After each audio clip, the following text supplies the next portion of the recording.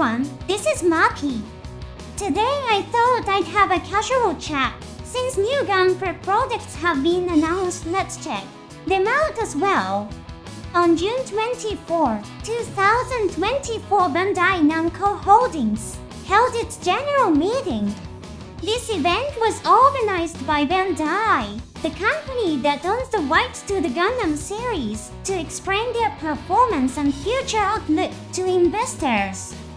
There were also questions from investors. What topics were discussed? Today we're talking about the new Gunpla and the shareholders meeting. We are now beginning the operation to retake the Earth Federation base captured by the Zeon forces. Hit the subscribe button to begin the airdrop. Let's talk Gunpla first. The GM Night Seeker 2 was announced in high grade. This mobile suit appeared in the Mobile Suit Discovery project. This project delves deeper into the world of the Origin and QQ Stones Island. As the name suggests, it's a mechanical verification project focusing on mobile suits.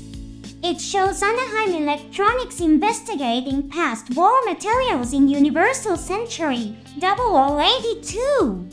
Anaheim Electronics absorbed Zeonic, the company that manufactured mobile suits for the Principality of Zeon.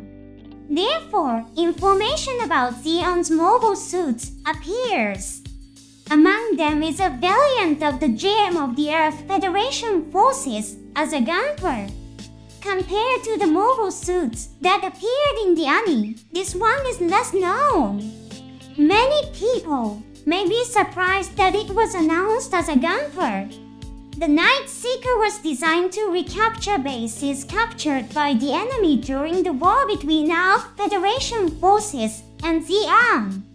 It has additional thrusters on its back and chest to make surprise attacks from high altitudes. It resembles the later Gundam prototype Unit 1 for Burnham. Although the technical connection is not explicitly stated, it's fun to imagine such things. The GM Night Seeker 2 is not a direct successor to the GM Night Seeker. The GM Night Seeker was developed on the basis of the GM. On the other hand, the Night Seeker 2 was designed based on the GM Light Armor, a mobile suit that by eliminating armor allows for more agile movement than the standard GM. Applying the design philosophy of the Night Seeker to the GM Light Armor resulted in the GM Night Seeker 2. It might be better to call it a variation rather than a successor. It's a very niche mobile suit. It comes with two heads, one for night combat and a standard head.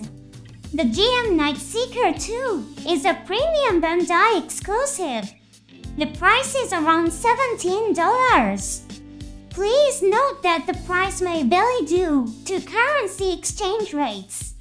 Reservations in Japan will start on June 25th. Shipping is scheduled for September 2024. Please note that the schedule may vary by region. Now let's talk about the general meeting. At the 2023 Shareholders Meeting, it was officially announced that the Gundam SEED movie would be released. Investors seemed to be expecting new information, but there wasn't any surprising big news. It was reported through a narration by Mr. Soichiro Hoshi, the voice actor for Kira Yamato, that Gundam SEED Freedom had achieved significant box office success. Kira is the commander of the mobile suit unit in Campus. It seems that he also had to attend the reporting session for the investors.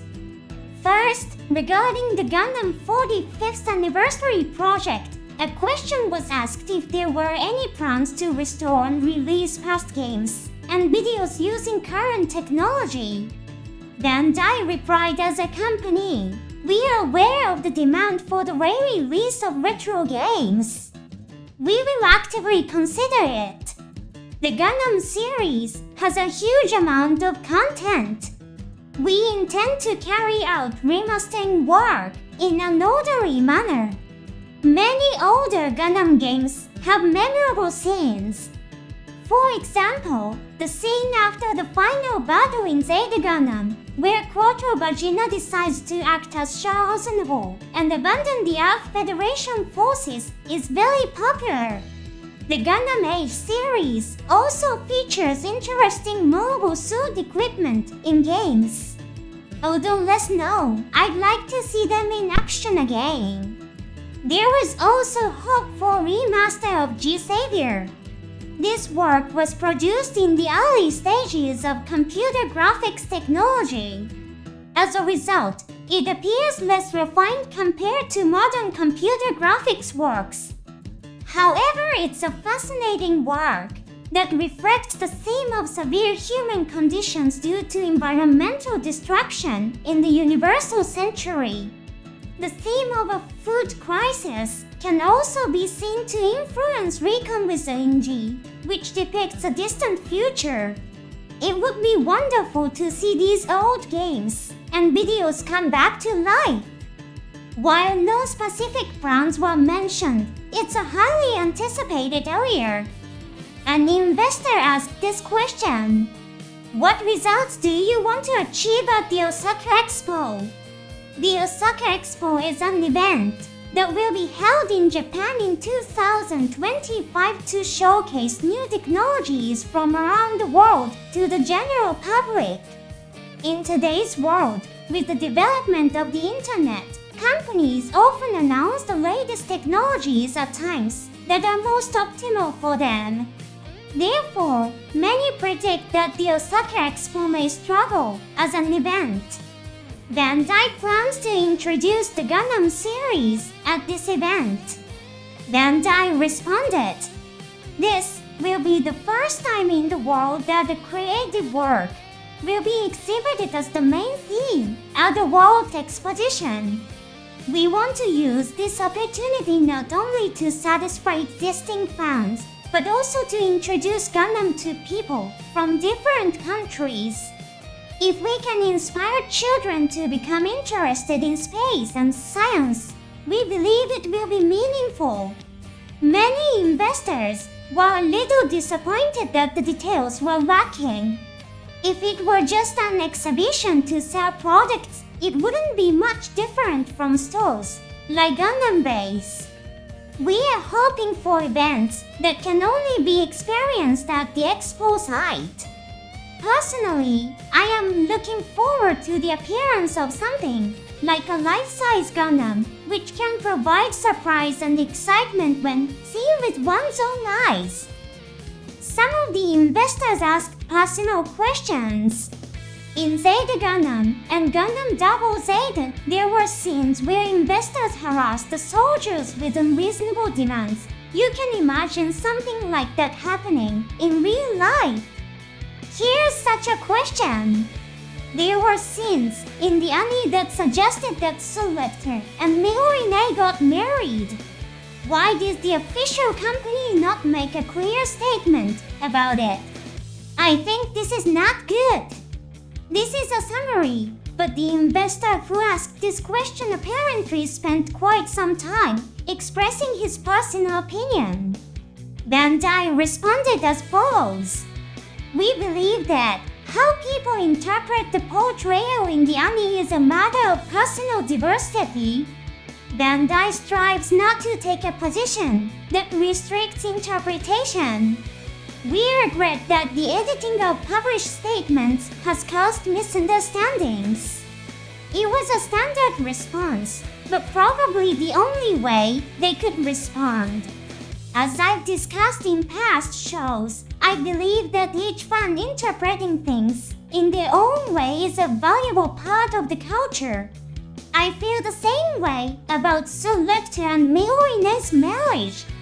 Personally, I'm very curious to see what the future holds for Shadik. Given the serious incident he caused that resulted in many deaths, a hard future is inevitable. However, it's also true that he is a victim of the cruel and unreasonable war-sharing system created by adults. In the story, Kanji said let the adults take responsibility. Given these words, I think some form of redemption might be possible. Maybe when Selecta and the others are in trouble, a mysterious masked figure will appear to help. Well, that's about it for questions about the Gundam series. They also discussed business plans for other works that Bandai handles. Among them was a plan to implement collaborations between various works handled by the Bandai Group. Events that cross the boundaries of different works are very exciting for fans. I'd be thrilled to see them developed in anime and other media. Thank you for watching to the end. See you next time.